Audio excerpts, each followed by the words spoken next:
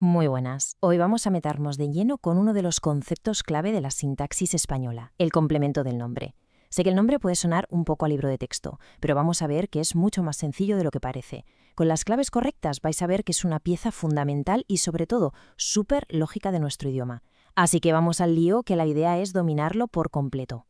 Para empezar, pensemos en una cosa que tienen en común estas dos frases, coche rápido y coche de carreras. A simple vista parecen distintas, ¿verdad?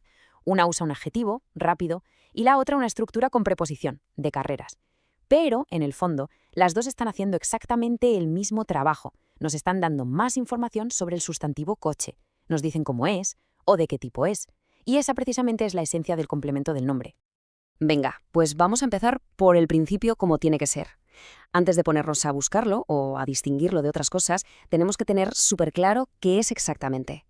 Pensemos que esto es como construir los cimientos de una casa. Si la base es buena y sólida, todo lo que pongamos encima aguantará perfectamente. Aquí la tenemos. La definición, en realidad, es bastante directa. Un complemento del nombre, que a partir de ahora llamaremos CN para que sea más corto, es simplemente algo que se pega a un sustantivo para hacerlo más específico. Fijaos en esas tres palabras clave. Precisar, como en mesa de madera, que nos dice de qué está hecha.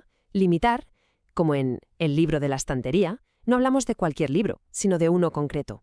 Y ampliar, como en Madrid, la capital de España, donde damos información extra que expande lo que sabemos de Madrid. Y esta, de verdad, es la regla de oro, la idea con la que hay que quedarse sí o sí. El complemento del nombre solo le es fiel a una palabra, al nombre, al sustantivo.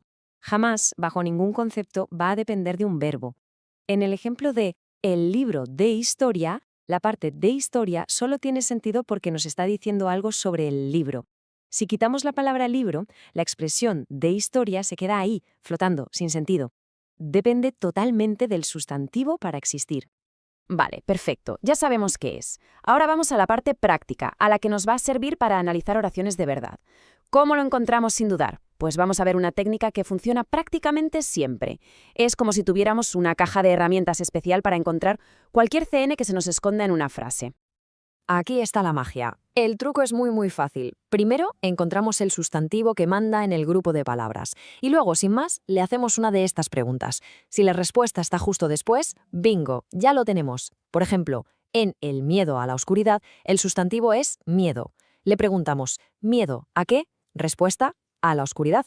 Pues ya está, a la oscuridad es el complemento del nombre de miedo. Es un método súper directo y eficaz. Bueno, ya sabemos qué es y cómo encontrarlo. Ahora vamos a ver las diferentes formas que puede tener. Porque, ojo, aunque su función es siempre la misma, complementar a un nombre, su aspecto, su estructura, puede cambiar. Es como si se pusiera diferentes disfraces. Si conocemos estos disfraces, seremos invencibles a la hora de identificarlo.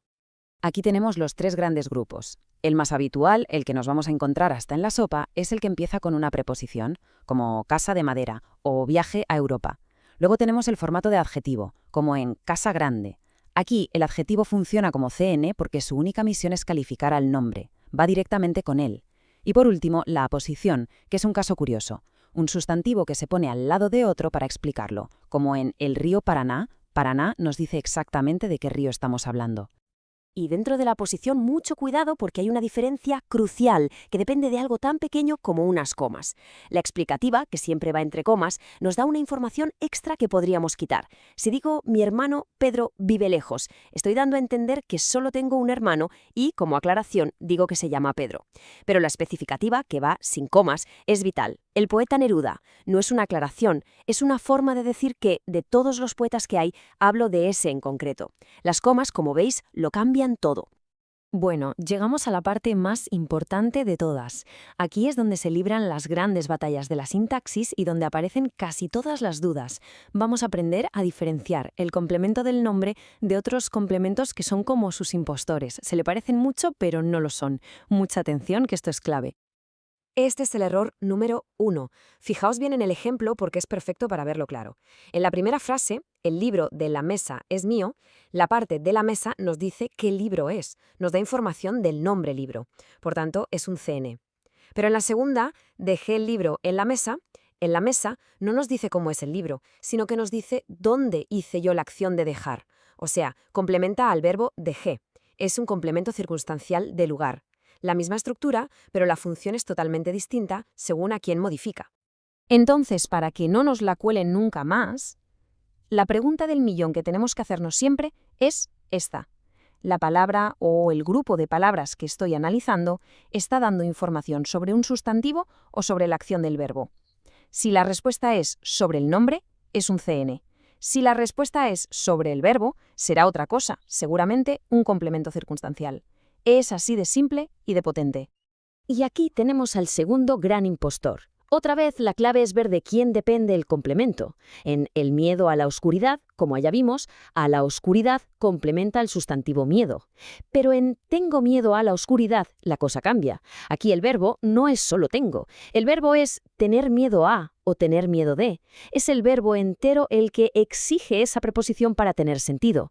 Por lo tanto, a la oscuridad es un complemento de régimen verbal, porque lo pide el verbo. No es un añadido, es una parte necesaria de la acción.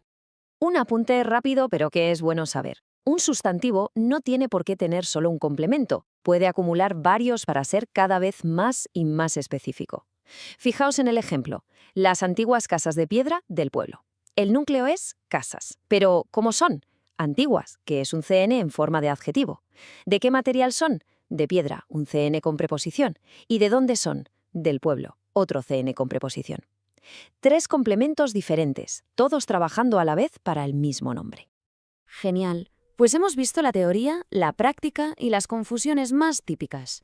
Ahora, para que todo esto se nos quede bien grabado, vamos a hacer un repaso súper rápido y a ver unos cuantos trucos finales que nos van a venir de perlas para cualquier análisis sintáctico.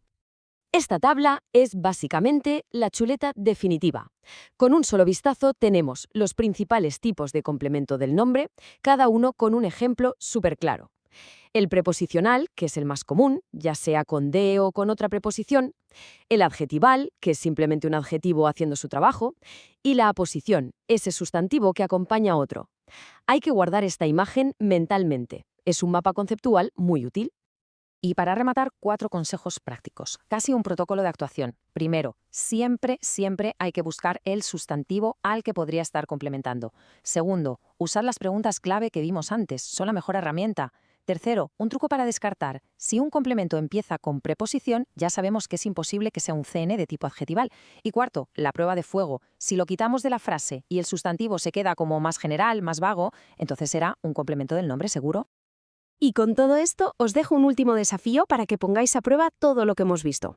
En la oración Las viejas historias de miedo del pueblo hay 3 complementos del nombre que están modificando al núcleo historias. Os animo a que con todas las herramientas que tenemos ahora los encontréis y los clasifiquéis. Es una forma perfecta de ver que esto ya está dominado. ¡Hasta la próxima!